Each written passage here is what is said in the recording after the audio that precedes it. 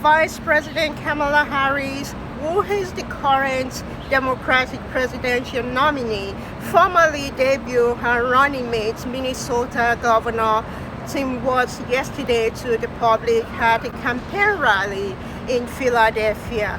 Over 10,000 supporters gathered at Temple University to witness the momentum occasion and show their support to both the vice president and running mate, the new Harris was team. It was a successful launch of the 2024 Democratic presidential ticket and a completely transformative campaign with much more enthusiasm from voters' reaction. The vice president and a running mate both praised each other's record and in their remarks talk about what is at stake in this upcoming November election. This campaign, our campaign, is not just a fight against Donald Trump. Our campaign, this campaign, is a fight for the future. It's a fight for the future.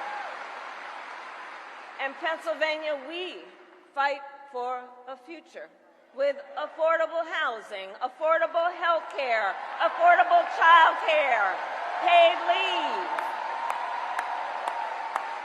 We fight for a future where we build a broad-based economy, where every American has the opportunity to own a home, to start a business, and to build wealth.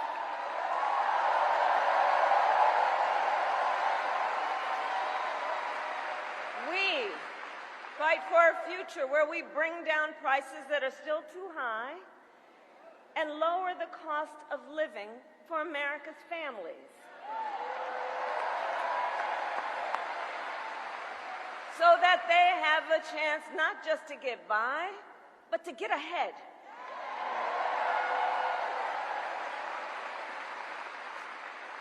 We fight for a future where we defend our most fundamental freedoms. The freedom to vote.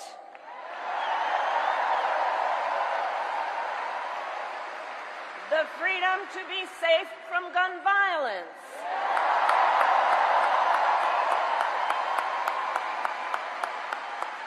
The freedom to love who you love openly and with pride.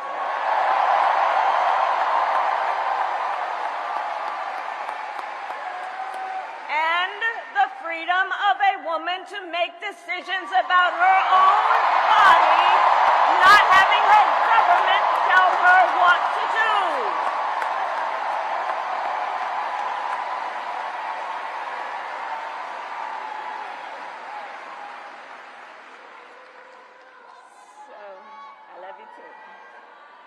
So here's the thing. Since the day that I announced my candidacy, I set out to find a partner who can help build this brighter future.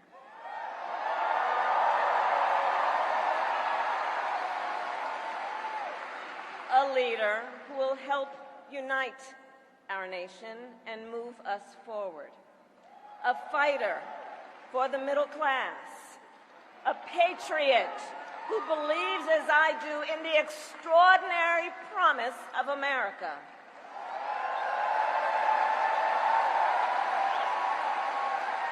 A promise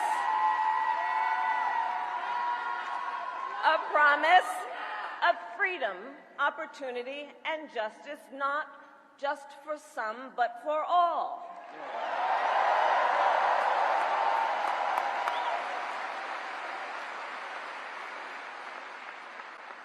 So, Pennsylvania, I'm here today because I found such a leader.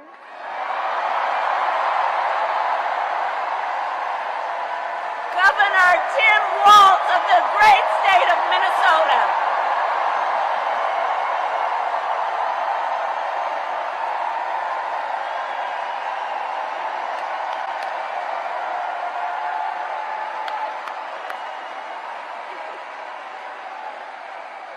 So, to those who know him best, Tim is more than a governor. To his wife, Gwen, he is a husband, To his kids, Hope and Gus, he is a dad. To his fellow veterans, he is Sergeant Major Walz.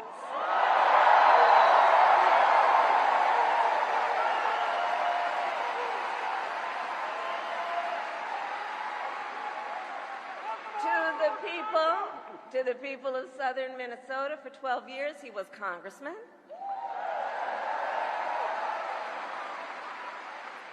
To his former high school students, he was Mr. Walz.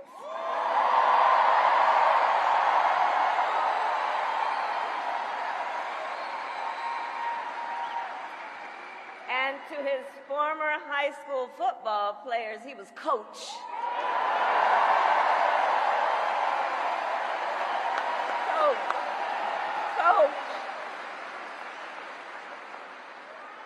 And in 91 days,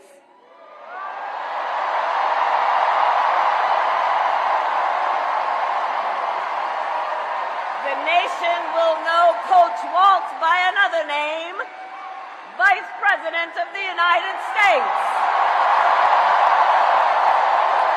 Thank you, Madam Vice President, for the trust you put in me, but maybe more so, thank you for bringing back the joy.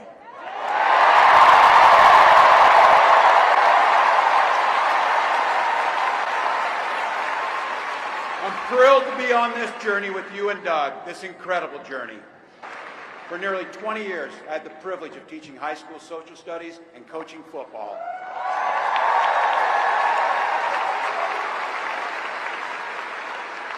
Including winning that state championship.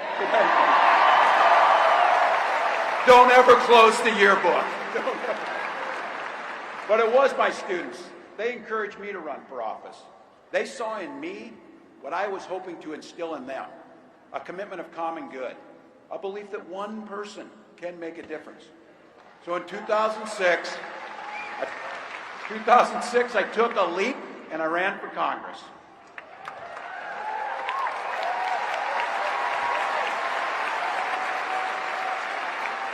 And because high school teachers are super optimistic, I was running in a district that had one Democrat since 1892. Well, my neighbors graced me with an opportunity to represent them in the United States House of Representatives.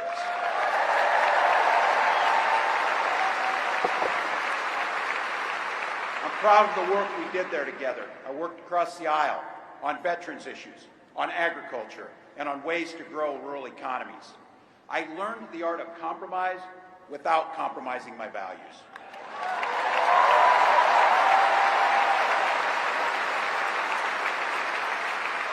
And now, as governor of the great state of Minnesota, I bring those experiences to bear in tackling the challenges that are facing our great state. Minnesota's strength comes from our values, our commitment to working together, to seeing past our differences, to always being willing to lend a helping hand.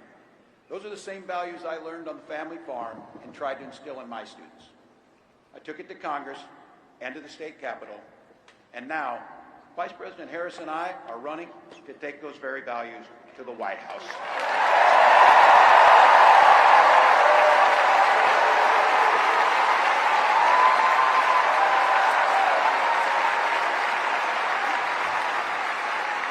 Now, Donald Trump sees the world a little differently than us.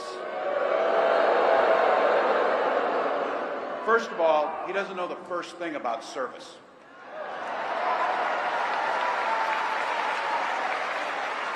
He doesn't have time for it because he's too busy serving himself. Again and again and again, Trump weakens our economy to strengthen his own hand. He mocks our laws. He sows chaos and division. And that's to say nothing of his record as president. He froze in the face of the COVID crisis. He drove our economy into the ground. And make no mistake, violent crime was up under Donald Trump.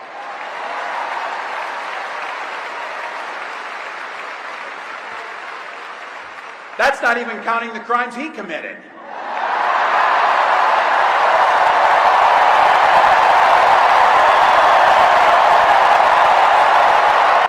You know,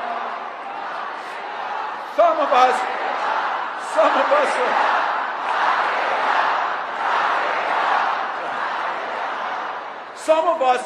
of us in here are old enough to remember. I see you down there. I see those old white guys. Some of us are old enough to remember when it was Republicans who were talking about freedom. It turns out now what they meant was the government should be free to invade your doctor's office. In Minnesota, we respect our neighbors and their personal choices that they make. Even if we wouldn't make the same choice for ourselves, there's a golden rule. Mind your own damn business.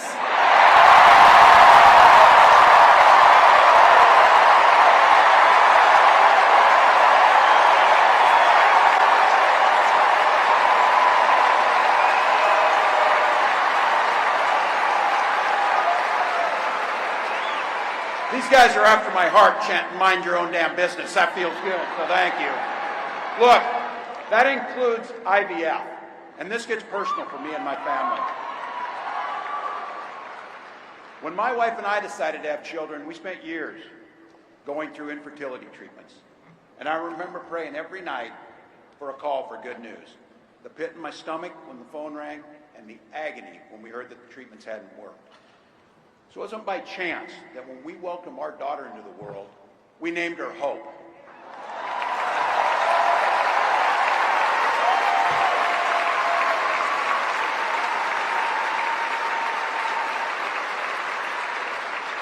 When Vice President and I talk about freedom, we mean the freedom to make your own healthcare decisions.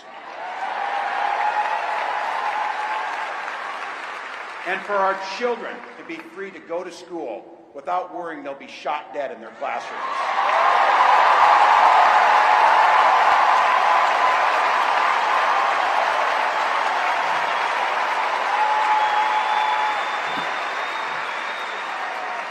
By the way, as you heard, I was one of the best shots in Congress, but in Minnesota, we believe in the Second Amendment, but we also believe in common sense gun violence laws.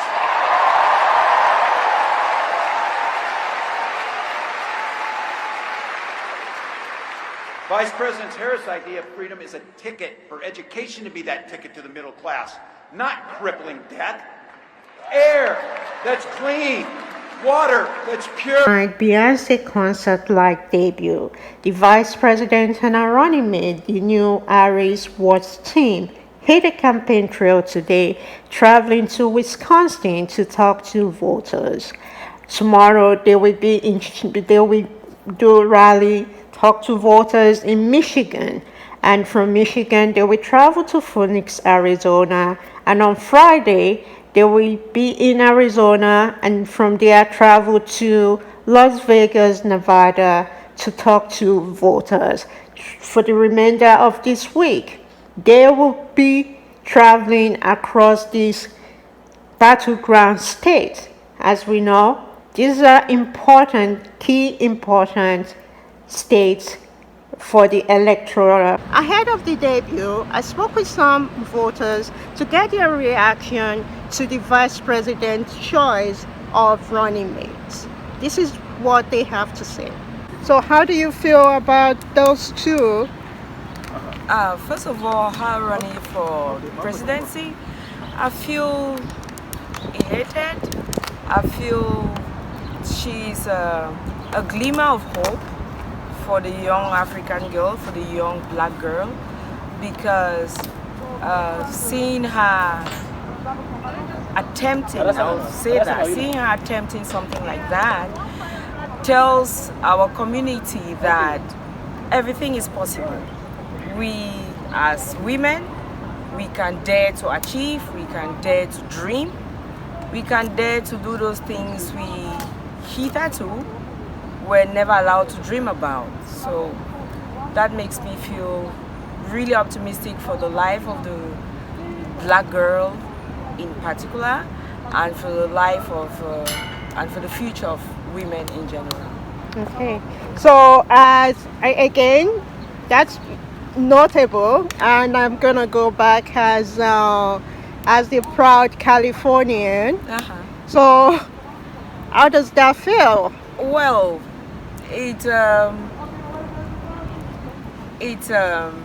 I'll use an adage we use, an African adage which says, if you have a brother on top of the tree, you are sure to eat the best fruits. So, coming from our place, coming from California, we are hoping that from time to time, it's California is gonna have some. I don't want to say preferential treatments, but will be listened to, and hopefully situations that need to be addressed will be addressed promptly. Not leaving out other states, of course, but it just gives me that pride, that feeling of, oh yeah, She's one of us. she's one of us. She's one of us. Yeah. Heard he was. Oh, I think that's me. I'd heard that there was interest in Walsh because apparently winning the Midwest or something, Mm-hmm. or that was part of the Midwest strategy. Yeah. So I mean, in general, what do you regarding a candidacy? Well, could you share your thoughts about that? like in terms of him or in terms of her? Of Who? of the vice president becoming the DNC nominee. Oh, I'm super excited about her. Yeah. Yeah. Why? Why? Because she's amazing. First of all, I think she's had, number one, she's had a ton of political experience. Number two, she's just spent the last 4 years being the VP. She's had an inside look as to what goes on in the White House. And now she gets to step up and be the successor in the role for president. I think she's the perfect pick to be the next president. So my hope is that she wins. I'm definitely rooting for her. And I will admit that I was always a Biden fan. My heart breaks a little bit to see him decide to step down, but I also think this is the right decision, and I think it's the right time for her to go on and campaign. As for her VP, I'm not excited one way or the other, but I'm not really voting based on the VP. I care more about who's coming in as the president. Okay. And as a woman, Yes. having the first, I know we had Hillary in Yes. 2016, but she's the first Black Asian woman, multicultural woman that is representative of so many people in America. Yes. What do you say? I know the Republican candidates have been attacking that lately. So what is your view regarding that? What is my view regarding that? I mean, frankly, I think that Trump has been making himself look incredibly tone deaf by many of the things that he's been saying, especially when he went to the was it the Black Press? Yeah, the NABJ. Yeah, and then was saying all of that horrible stuff about her. Like, oh, he sounded awful. I'm super excited that she's our candidate. I love that she is the person that's coming up. And frankly, I'm excited to be alive in a time where we're having so many firsts, but I'm also excited to be alive in a time where we're eventually going to be at the point where probably when I'm in my 80s, where we're going to have the 11th, the 12th, the 15th. So, we're going to be like, oh, it's the 15th person of these 8 identities. And I think that's going to be super exciting to have so many